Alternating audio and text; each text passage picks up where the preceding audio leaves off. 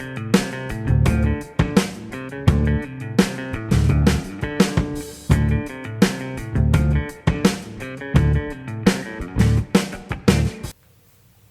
what's up, everybody?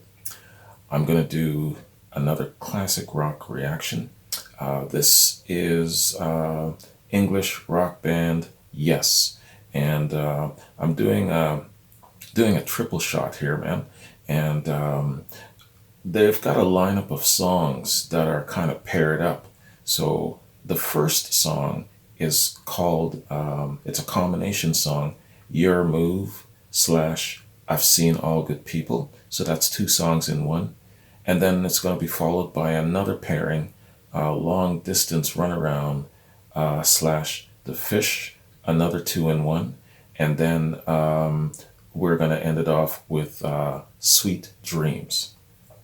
Yeah, man, this has been highly requested ever since I finished doing a couple of the Pink Floyd reactions. A lot of people said, yo, if you're into Pink Floyd, you've got to check out Yes. So here I am, man. So let's check this out.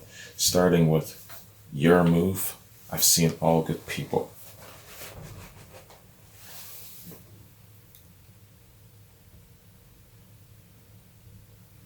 Let's get it. I've seen all good people turn their heads each day, so satisfied I'm on my way. I've seen all good people turn their heads each day, so satisfied I'm on my way.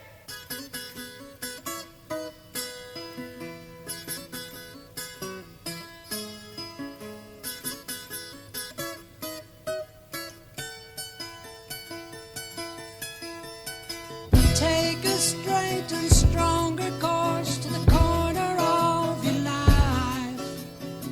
Make the White Queen run so fast, she hasn't got time to make you a wife.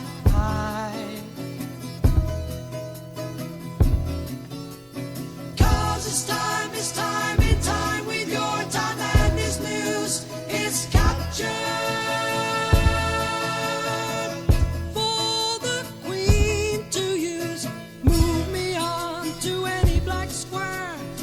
Use me anytime you want. Just remember that the goal is for us all to capture all we want. Yeah. He's got a cool voice, doesn't he? Don't surround yourself with yourself. Move on back to squares. Send an instant comment to me.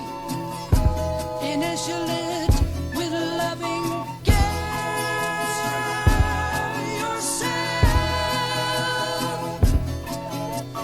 'Cause it's time in time with your time, and this news is captured for the Queen to use.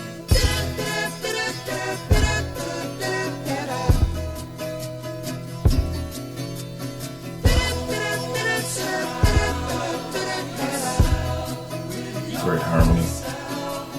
Don't surround yourself with yourself.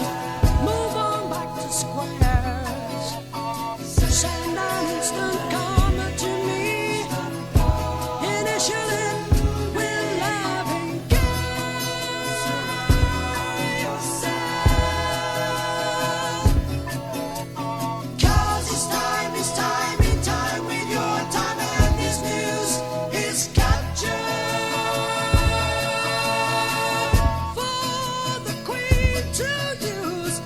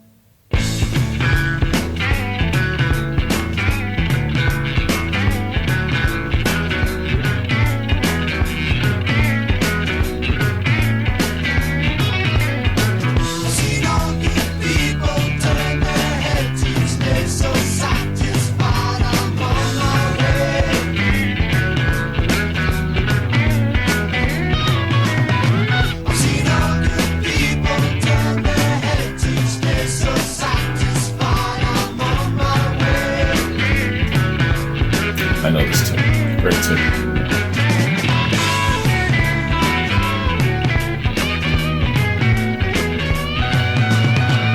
See all good people turn their heads each day, so satisfied I'm on my way.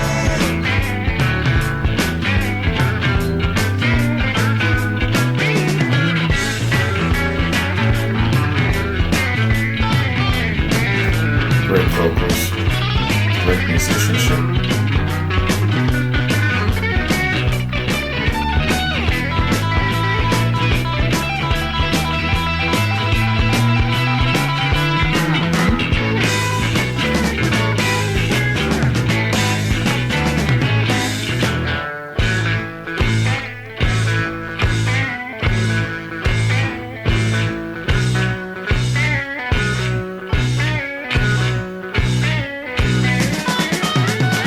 See all good people turn their heads each day, so satisfied I'm on my way.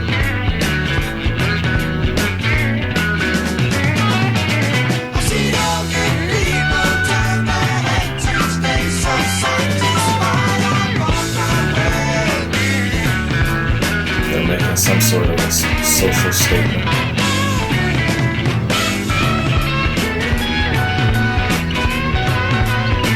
See all good people turn their heads each day, so satisfied I'm on my way. I've seen all good people turn their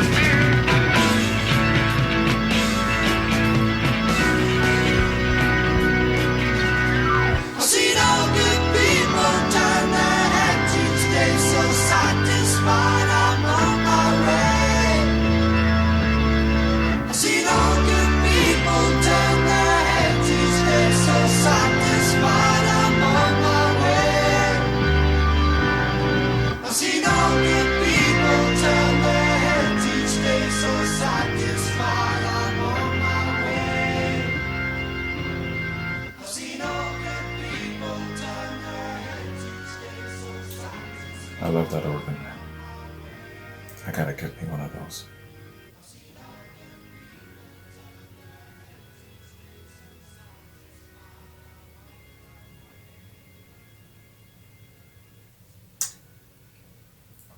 Okay. That was Yes. And Your Move, I've Seen All Good People. Excellent. Well, I definitely have heard the second part. Very, very good jamming kind of groove. And now that I'm really up close listening to it, I think I should have paid a little bit more attention to the first part, because I think in the second part, they're just reiterating a lot of what they said in the first part. And they're certainly making some sort of a social political statement, maybe more a social statement here. In the second song, they're just reiterating it with the repetition. Yeah, but aside from that, everything else that accompanies it is awesome. The vocals, the harmony, the lead singer's voice is great, and they've got some great instrumentals in there. The Hammond organ, man, they got it all in this song, man. Love it very much. So yes, yeah, this has been a long time coming. This reaction, man. A number of you were getting really pissy with me in the comments about, yo, man, how long is it gonna take your ass to get in gear and get on to Yes? So I was starting to get some comments like that, how they kind of elevate from, yo, you should react to Yes, or when are you gonna react to Yes? Yo, man, you're sure taking your sweet time. And then it just keeps elevating. So that is my experience with a lot of Yes fans. They really embrace this group, and I can see that there's a lot of passion where it comes to this group.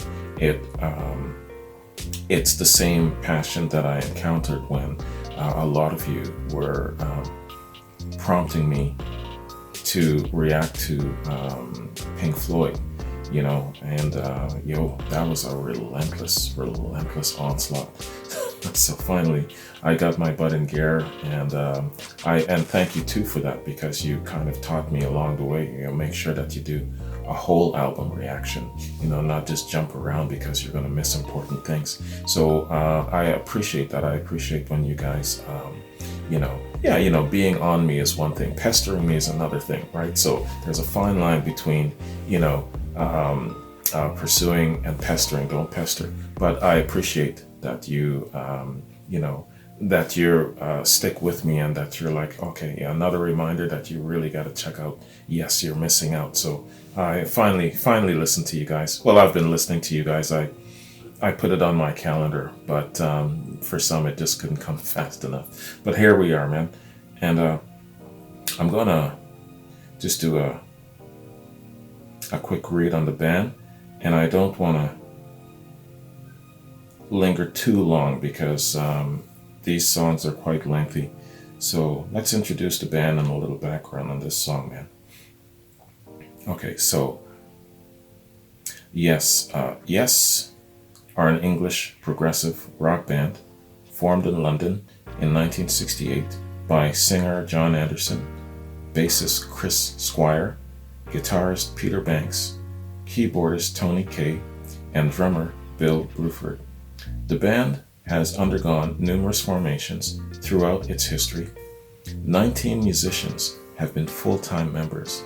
Since June 2015, it has consisted of guitarist Steve Howe, drummer Alan White, keyboardist Jeff Downs, singer John Davidson, and bassist Billy Sherwood, with no remaining founding members.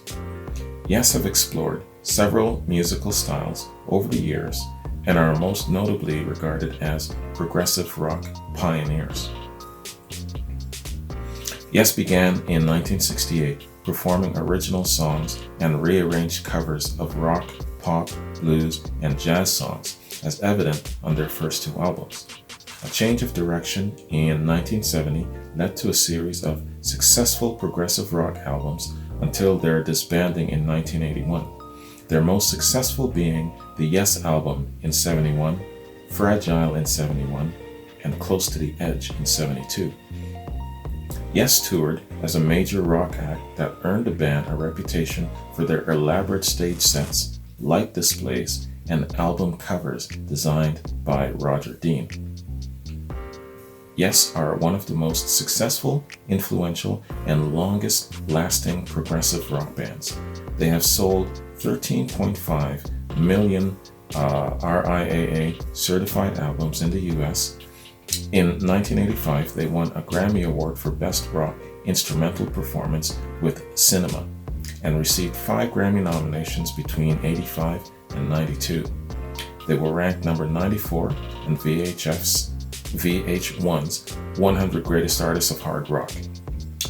Yes have headlined annual progressive rock themed cruises since 2013, named Cruise to the Edge. Their discography spans 21 studio albums.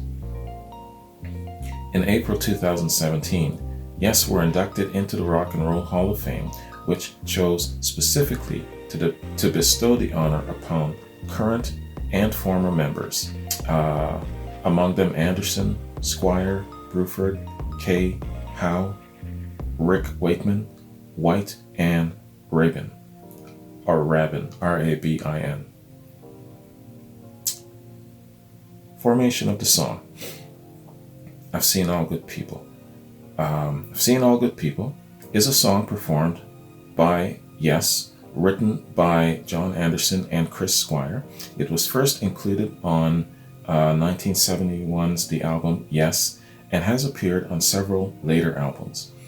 The first part of the song, titled Your Move, was released as a single. It became a top 40 hit in the United States, which helped the group build momentum. The first part of the song alludes to the game of chess as a metaphor for relationships. Examples include the phrases, "Move me onto any black square," "Make the white queen run so fast," and "The goals is for us all to capture only one." A reference to John Lennon's work is in the lyric, quote, "Send me that instant karma to me," with Instant Karma being a single released by Lennon in 1970. Also the sentence, quote, "All we are saying is give peace a chance," is heard in the organ part before switching to "All good people," referencing another Lennon song, "Give Peace a Chance." More generally, Anderson has stated that the line, "Cause it's time in time with your time," was an attempt to say that he would do anything that is required of me to reach God, and that he wants the listener to feel in tune and in time with God. Just before the 3-minute mark of the song, at the final part of Your Move, the chorus of Lennon's "Give Peace a Chance" can be heard in the background. The song has received positive reviews from several critics and has been considered one of Yes's best-known songs, with AllMusic's Mike DeGagne stating that the harmonies are resilient from start to finish, and that the track still stands as one of their most appealing works. Okay, excellent. Well said from a music critic. All right, man. Let's get on to our second track, that being Long Distance Runaround and The Fish.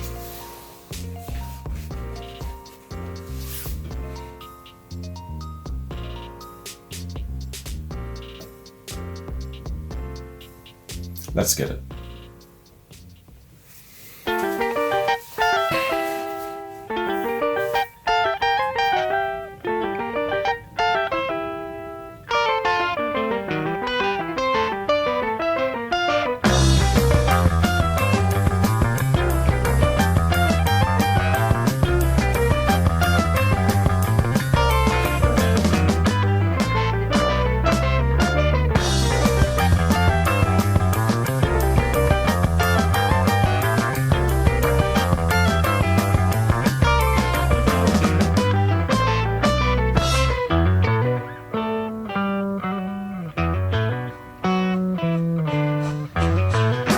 Long distance run around, long time waiting to feel the sound. I still remember the dream there. I still remember the time you said goodbye. Did we really tell lies, waiting in the sunshine?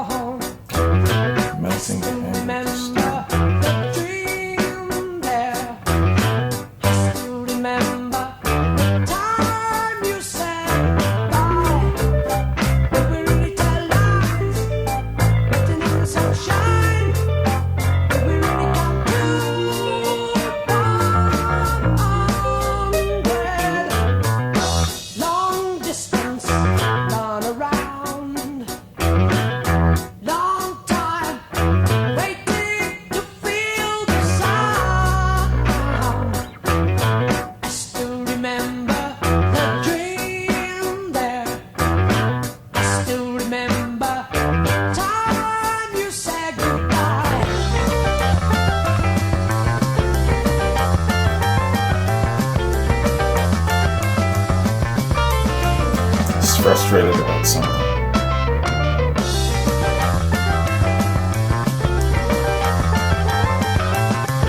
Maybe confused.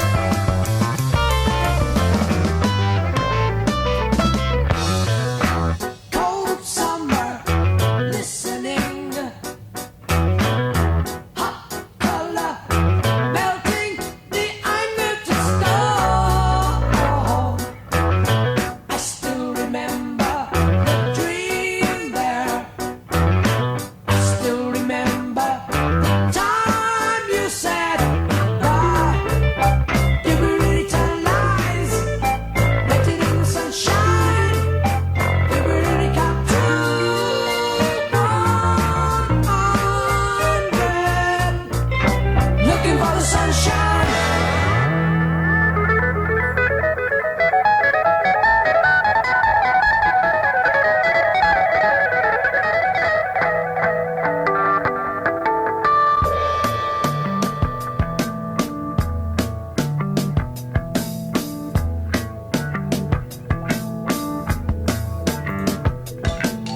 think we're into the next song now.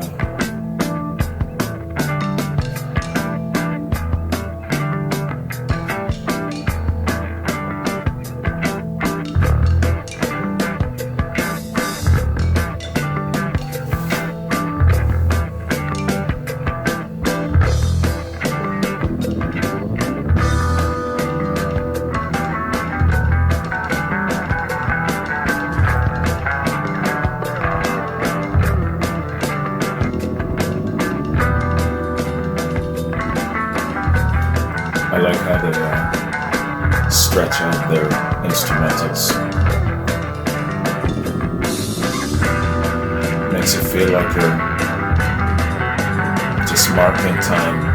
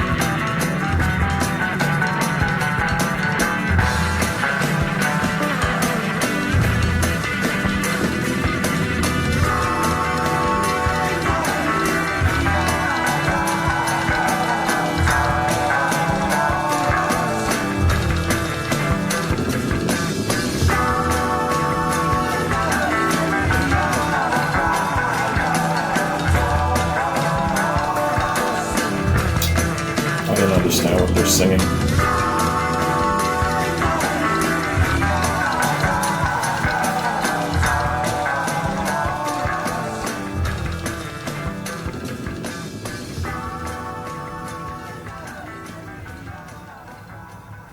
Shine Delirium.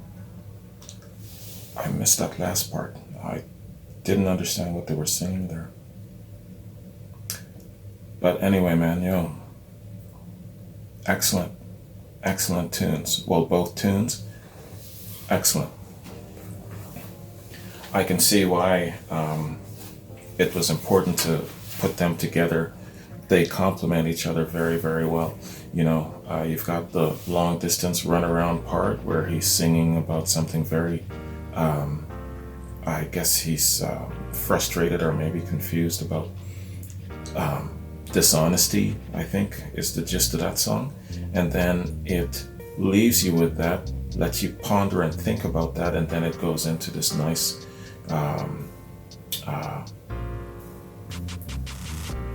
nice flowing bass line, kind of stretches it out and gives you time to absorb the first song.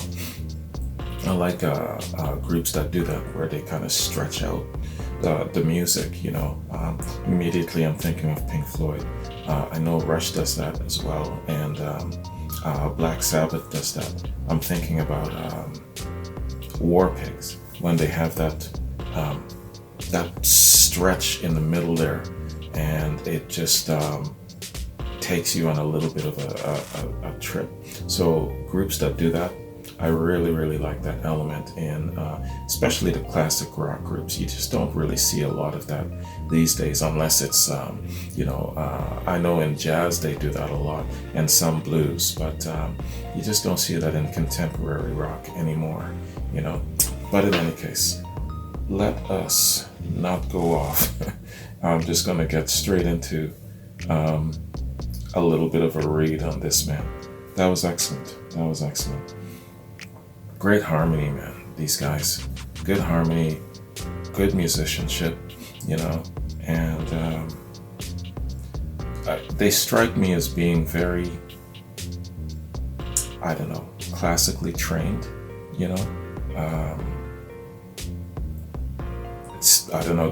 it strikes me as if they've got some good classical training in their background. I could be wrong, but that's the impression I get. Okay, man, let's do a quick read here. So, Long Distance Runaround is a song by progressive rock group, yes, first recorded for their 1971 album Fragile. Written by singer John Anderson, the song was released as a B-side but became a surprise hit in its own right as a staple of album-oriented rock radio. The song's 3 minutes and 30 seconds, and it's uncharacteristically brief for a group known for expansive songs, often longer than 10 minutes. Yes co-founder John Anderson wrote the lyrics to this song while allegedly remembering his encounters with religious hypocrisy and competition he experienced in attending church regularly as a youth in northern England. Quote, "Long time waiting to feel the sound," unquote, was a sentiment toward wanting to seal a real, compassionate, non-threatening example of godliness. No, I read that wrong. Hold on. Let's go back. So, long time waiting to feel the sound was a sentiment toward wanting to see a real, compassionate, non-threatening example of godliness. Okay. John Anderson said, quote, "It was how religion had seemed to confuse me totally. It was such a game that seemed to be played, and I was going around in circles looking for the sound of reality, the sound of God. That was my interpretation of that song, that I was always confused. I could never understand the things that religion stood for, and that throughout the years has always popped into my head up in the song I've been working with." Okay. Yeah. So what he's saying in the song is he isn't knocking the concept of religion, the concept of the faith. He isn't challenging the faith. What he's challenging are those who represent it, the people who so-called Christians who live a certain way, but they are not doing their best to represent the image of Christianity and godliness. I think that's what he's trying to say. Politics of the day would sometimes find their way into the lyrics that John Anderson wrote for Yes, and the second verse of this song, including the line, "Hot color melting the anger to stone," is about the shootings at Kent State University. It was just the thought that emotion is made of colors, and you could bring peace by finding a healing color to melt hate. As says, government cracking down on young people because they were trying to tell the truth about the war in Vietnam. It was just one of the crazy fears of time. This song segues right into Chris Squire's solo piece, The Fish. Radio stations often played these songs together as one. So, about The Fish. The Fish was created by Chris Squire using only the bass guitar. The title comes from Chris Squire's nickname. He was dubbed The Fish because of his tendency to take long baths. He also happens to be a Pisces. The subtitle for this song is... The subtitle for this song is Schindleria Primaris, which is an obscure neotonic marine fish from the Pacific Ocean. Neotonic means the adult fish exhibits no adult characteristics, only juvenile characteristics.